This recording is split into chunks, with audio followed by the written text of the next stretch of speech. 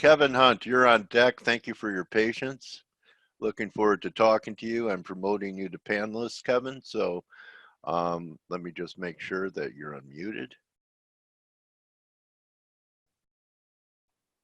You're unmuted. And there's a screen share, Kevin. If you want to show your screen, you just hover the mouse around the same area and you'll see share, a green box come up, and then you could share your screen with us. Welcome back to F.A.C.E. That should. Here we go. Should be working, yeah. Got it. EU up there. That's great. All right. So welcome back. How are you? Thank you. Great to be back. I'm fine, thanks. How are you? Oh, good. So I believe you covered the Asian session for Kim and her company. The name of your company again, Kevin? Name of my company is UK to Asia, although I don't really cover the Asian session. I'm covering the London session. Oh, okay. So I work with the members twice a week, Wednesdays and Thursday mornings, doing a live trade plan, live webinar, going through the trade setups that I'm seeing, and I trade those two sessions with the members. And okay. And from that, then I might trade New York throughout the rest of the week. Although last few months I've been pretty busy with a number of projects I'm involved in at the moment. So it's really only been the two sessions each week that I've been trading, just those two London sessions. Okay. All right. So how would you describe your style? Okay, our style of trading is very, very simplistic. It really is. Like I said to you before, listening to you guys speaking before in the lead up to this, it's mind-blowing to me. It really is. A lot of it is like a foreign language to me, what you were saying there, because all I'm doing is looking at these strip-back charts, these bear charts. I'm looking at what price has done from when the Asian session started. The Asian session's marked out with this grey box here. And all I'm interested in is what price has done prior to when I come to the chart. So you can see here at 1 o'clock was when I opened my charts, 1 o'clock London time in the afternoon. And so you mainly day trade, Kevin? Day trade, yeah. Flat the market every day, no open trades of a weekend, so I can sleep overnight and enjoy my weekends without even thinking about the markets. So I'm just looking at this period between the Asian Open and where I open my charts. Now, obviously, if I was working the London session, I'd be looking at this area here, roughly about this small section here, what price has done. But because I'm trading New York this afternoon, this is the area that I'm looking at to get a read as to how I'm going to be trading these different pairs. Okay, what would be compelling to you to get long euro? Long euro, I would be the only way I'd get into the euro at the moment is if it broke this range. I'm seeing this as in a range. It's looking at this price action here. You can see it's not really gone anywhere. It's been pulling back, and there's nothing there. We have two types of trades we look out for. We have clear directional moves, or we have ranges. That to me is in a range, and I won't be touching that unless it breaks out of this high here. I'm not interested in it at all. But even then, I'd need to see across the board, like both the euro pairs that we trade, I'd need to see both of them moving up. I'd need to see some kind of, because the only indication. Okay, so this is a no trade for you right now. No, not at the moment. No, I'm actually in a few trades. I've got 5 trades open at the moment where I opened the chart, saw the entry points immediately, and like I say, I'm in 5 trades. So I'll flick through these. So specifically, you need the euro to take out that gray box high to become constructive on the euro, which comes in what, 1220? Approximately that, yeah. Or this low down here, I'd be interested in. That would make you bearish? Yeah, that's right, yeah. All right, so those are your two trigger points for what's happening today. What's the time frame on this? 8-minute chart? 15-minute charts. Okay, because there's an 8 under EU. Oh no, that's my stop. That's just a reminder. I mean, I pretty much know these now, but right from the early days, I marked my stop levels on there. So if I took a trade on the EU, I'd set my stop loss immediately to 8 pips. Very, very tight stops, very small stops we work with. Okay. All right. So you started off here with the euro chart, so I thought there might be something you wanted to talk about on it. All I'll do is flick through these charts. Same with the EJ, the Euro Japanese yen. Okay. That's ranging for me. I'm not interested in that unless it breaks a high or a low. What isn't ranging? Pound is trending. What isn't ranging? Pound US dollar, I've got this in a clear directional move Okay. to the downside, although I'm seeing a big pullback there. You can see I've actually got an open trade on this. Took it short at 58 as it came through an entry point. You can see down here, but seeing a quite a large pullback there, getting close to my stop, which is 10 pips on the pound US dollar. So just need to see what that does. If this stops out, we've also got re-entry points that we can get back into these trades if we're seeing that the pound is continuing this. What we're looking at is this overall move from this point here to here.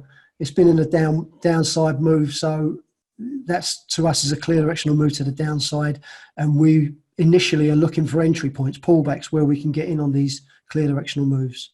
So like I say, I'm already got in that 58. So, all right, bearish a pound, and you're short now with a stop above the market.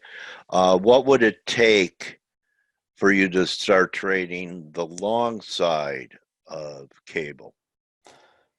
It would need to break this range here, because if this price actually pulled back, hit my stop, and carried on moving up, it would still be a sell up to where? If it came back into this area here, this area okay. here, It goes back to neutral or that's right, positive? Yeah, back in a range, and I'd be looking for a range break to the upside. Okay. There. So the gray box that you show is that still the Asian session, or every chart is the Asian session? That's okay, right. and it doesn't include. Does it include the whole Asian session from opening to close? Is that what the gray box represents? It does, yeah. Yeah. Okay, so there's what, about 30 candles a session on a 15-minute chart? Yeah. Okay. Do you ever block out anything else, or is it always Asian session gives you the tell for London and the US? Is that really the methodology? It's purely the Asian session if I'm trading London, because I'm coming into the market around about this area here on one of these candles here. But then coming into the New York session, working for the New York Open, then obviously we need to take all of this price action into account as well. Okay. You see? No use. Okay. Sorry, this white line here denotes where I actually open my chart. So all of the price action prior to that is what I'm looking at to determine my trade plan. Okay, so the box, so then your trading plan is based upon when you start up your platform. That's right, yeah. Pretty arbitrary. Really is. Okay. I mean, unless you're like me and get up before your alarm goes off, but every once in a while it takes me a little longer to make a pot of coffee. So maybe I'm not going to open my platform at the same time. So how long have you been doing this now, Kevin? You're a veteran, right? I started trading. I've been trading probably 2013, something like that. 2012, 2013. 6 years. 6 years of doing it. What I do you think? Sorry. Go ahead. I actually joined Kim in 2015, June 2015. Okay. And it's from that point on when I started to see profit and consistency and pull everything together. You get that moment, well, not a moment, it's over a period of time, but where things seem to make sense and you can suddenly see light at the end of the tunnel. And that was when it happened, really, when I started working with with Kim's criteria, and that's where I am now. So Kim was a great mentor for you. Genius, absolutely spot on. She really is good, absolutely spot on. Just Gerald, I mean, some people are I'm good. going to be speaking to her. I have her scheduled finally for an interview, and I see her tweets, and so now this really clears the picture up that she brought someone in that she mentored and showed things to, and has enough confidence for you to lead a group of subscribers. That's a great story, and kudos to Kim. And what a break to come to the right person, because Kevin, you've been out there who some people end up with that promise they'll teach them the secret to trading, and anyone that says they have a secret, you don't want to hear it, right? That's absolutely right. Yeah, it's just I don't know what it was, something gelled, and I mean, you might even find a mentor who's genuine, who's got a genuine system, and who's very successful. But you need to click with that person as well. You need to, you need to accept and get on with the way that they're teaching and the kind of person that they are. And with Kim, I found that really easygoing person, straight to the point. She's a no nonsense person, and it worked really well. And if her strategy works for me, it really does. You love her. Well, yeah, I wouldn't go that far, but as a mentor, yeah. I've never met. Well, there's all different kinds of love, Kevin. We've spoken many times on the phone. We talk on Twitter. We email each other, but that's as far as it goes. All right, buddy. I wasn't I wasn't implying anything else, but I would love anyone that gave me tools to pull pips out of the market because they're giving a part of themselves to you. So why don't you share a few of the most important lessons you learned from her? What was that thing? I mean, one of the most important things she said, you know what it's like when someone says something and it just clicks. It's like a light bulb moment. I remember her saying once, it was just a throwaway comment as she was chatting in one of the live webinars. But she said, this is not about being right. It's about doing the right thing, which is exactly what it is. And from that, it made me look at what I was doing and the way that I was trading. And I mean, you hear it so often, people saying that you'll only be a successful trader if you can trade without emotion. Well, you think about it, every second of your life you're experiencing emotion, even when you're asleep, you're dreaming and you're experiencing emotion. So from what she said, I then gleaned that the way that I approach it now is it's not about controlling your emotions or suppressing your emotions. It's about making sure those emotions don't affect the way that you trade. And if you can do that, whether you're feeling euphoric on a massive winning day or down in the dumps on a losing day, it makes no difference to the strategy and the risk management and the way that you trade. So that was probably one of the key points that she came out with without even realizing it. It's just that's a pearl. So, I think a lot of people, I'll include myself, kind of beat themselves up if they're emotional in the market. And, we're not machines. So we can detach and trade, but, controlling your emotions and, like you say, repressing them isn't exactly a great solution either. Just maybe a different way of just feel it, but it doesn't affect what you see and what you're supposed to do. And really isn't where we want to get to be, Kevin, is that every trade, win, lose, draw, is just another, and we don't get elated with victories and we don't go fetal on losses, and we just consider it being just business, just another trade, next. And we learn to say next instead of dwelling. Well said. That's absolutely right, Dale. That's the way to approach it. And don't get me wrong, I still feel down when I have a losing day, but it doesn't affect the way that I trade. Yeah. We're human. But I mean, that's cathartic for me, and I'm sure for a lot of other traders, because we feel bad that we feel bad. Of course. Okay, so it's okay. So then you just get more disciplined and you won't feel as bad as often.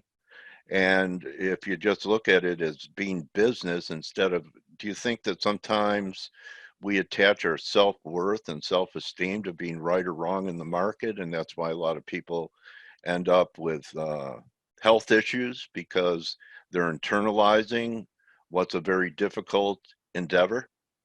I'm sure that they do. It really is one of those things that can swing you from feeling great to feeling depressed, I would say, in many cases. In an instant, you could have one trade on. I mean, this US dollar, Canadian dollar at the moment showing profit. I can look at that and it makes me feel quite good. If that spun around and went below that 3120 level, if it dropped down below that entry point where I got in, it would niggle me a little bit. And then if it came down and hit my stop, I'd be a little bit fed up about that. And if that happens four times in one session, then that starts to get to you.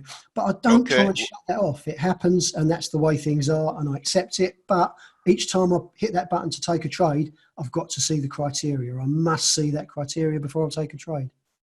And how about some athletes that, and they all care if they win or lose in a game, whatever sport it may be. But I've also heard the expression that they really just love the game and they love playing the game, and they don't worry about the outcome. They just do their best on the court, on the field, and enjoy doing it, and don't worry about the outcome because they're doing something they love. So perhaps that's another way to look at it is win, lose, or draw. You're in the game. You love the game. You just stick with it. You can't focus on what the outcome is. No one knows what the outcome is going to be. At the end of this session, I might be a winner, I might be a loser, I might be break even, but I don't know. And I can't let that affect the way that I trade. Not at all. Okay. What did Kim teach you about risk? Obviously, she taught you a lot about risk management. If you could look for trades with 10, 8, 10 pip risk, all your trades set up to that kind of risk. And if that's the case, what are you looking for on the other side of RR when you're risking 8 to 10? Ideally, we're looking at a minimum of 2 to 1 risk to reward. Ideally, Okay. you don't always see that. At the moment, I'm seeing weakness in the Canadian dollar, and this US dollar Canadian dollar trade that I've got on, I've set my stop loss up here just below that 50 level, because these levels, we've got 0, 0, 20, 50 and 80 as key levels, and that's what we're aiming for. So with this, I'm aiming for that 50 up there. That'll give me more than 2 to 1 if that comes in. But again, at the same time, I'm also comparing them and weighing up what the price action is doing with the CAD overall. So I'm looking at the CAD Japanese yen, looking at the US dollar CAD, as well as the US dollar and the Japanese yen outside of that, to see if I can push this trade, see if the trade's going to go up there. The other thing that I'll do is when it gets up to 10, maybe 15 pips profit, I'll lock in break even in case it spins back round.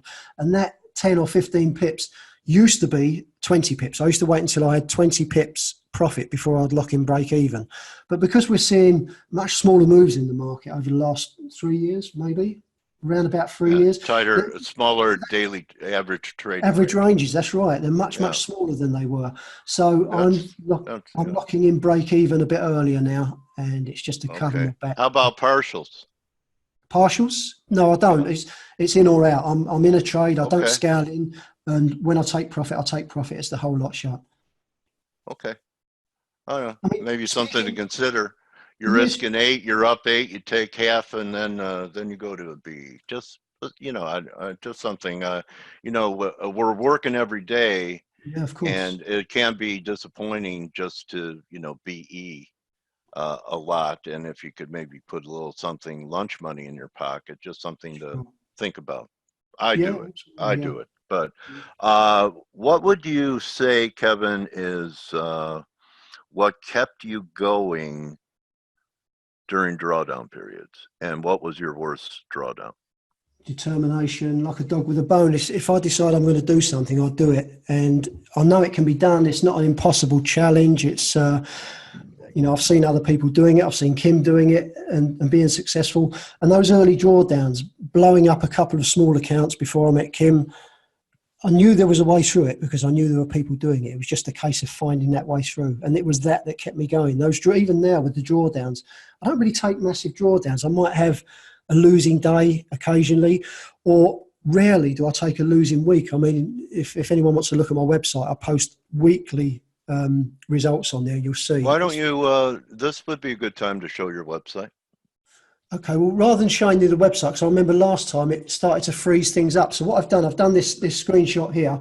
So the website now, uktoasia.com, and if anyone goes on there, they can click on About Me, and in the side it will have all the results, weekly results.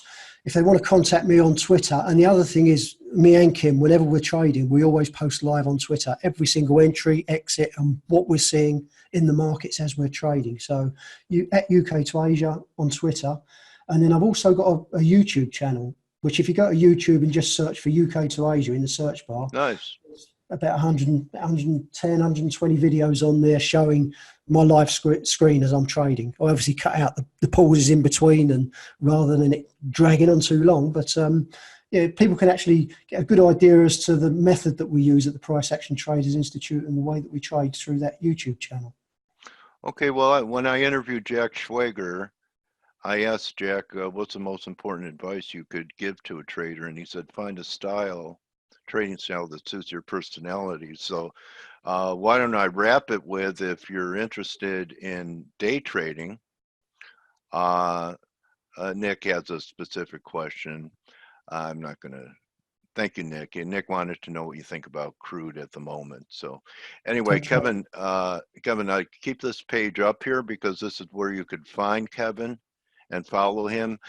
Is your education separate from Kim's? Because I see Kim has courses. Do you teach the same course, or have you developed something individually on your own as far as FX education?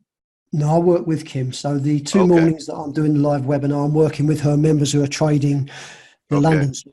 And anything, I mean, what I've got on my website is purely the basics of what we do. If anyone wants to go further than that, then they need to join the Price Action Traders Institute and get the full education from Kim. But they can still be working with me, shoot questions across to me, and we can interact okay. like that. Ben Maldonado had a great saying when we were talking about drawdowns: acceptance eliminates emotional pain. There you go. Easier Yeah. said than done, though. Easier said than done, and you know what? That's what true love is, acceptance. Because isn't it? I mean, you It have really is. to Yeah, accept absolutely. you have to accept the right, Ben. I mean, I accept you, Ben, and some of the tweets I get from you. All right. Anyway, Kevin, it was a pleasure talking to you. You know, you're my trading warrior brother, and really respect what you do and what Kim does. Tell Kim hello for me. I'm looking forward to speaking with her. And hey, brother, I hope pips rain down on you with your methodology for the rest of the year, and especially this slow summer trading season. Thanks very much, Dale. It's been my pleasure. Thank you. Okay, everyone, that's Kevin Hunt, and you could follow him here at uk2asia.com, and same at the Twitter. So really appreciate Kevin spending time and edifying our community today. Good luck on Turnaround Tuesday. Looks like the dollar's starting to fade. EG is, I think, back at the megaphone top. I'm looking for shorts in crude. We're not there yet. Oh, yeah, EG's come off from that wedge line quite a bit. So that 3 drive working. So adios, everyone. Thank you again, Kevin. Really appreciate you being with us, and I'll see everyone tomorrow. Remember, don't just count your pips, count your blessings. And I count each and every one of you that hear our voices every day a blessing in my life. Adios.